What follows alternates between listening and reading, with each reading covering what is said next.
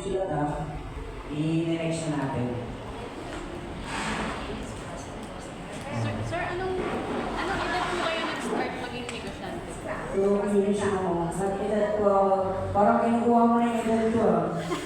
Parang nag-uumpit na eh. Teka lang ha. Hindi, kasi may iba mga late na nag-start siya. Nung nag- 65 siya nag-start. Pero akala mo lang, kwento lang kasi yun.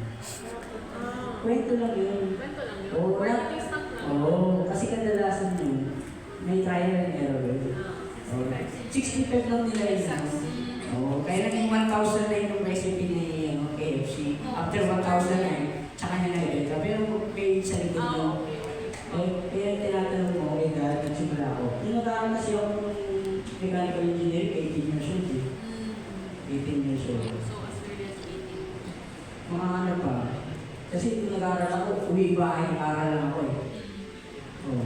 Siguro mga 2021. Yung 2021. Yan, nililitan ito. Mukhang hinahinahin ako din mo. Hindi, na-curious lang ako, sir. Na-curious ka. Pero yung anak ko ngayon, 9 tsaka 11. Apo. Ano na, ang product na lang niya is yung portrait. Yung pa-drawing yung mukha mo sa kanya. Pwede kang magbayad ng kahit mag-years lang.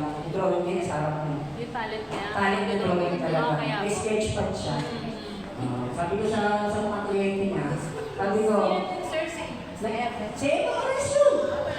Pero tingin ko mas magaling si si Eman. Sinakita ko naman. Pero si Daniel, magaling din sa anime. Pag tinanong niya yung anime. Talaga, ano, saan?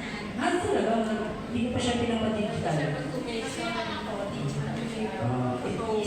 Sa mga sketchpad pa lang siya.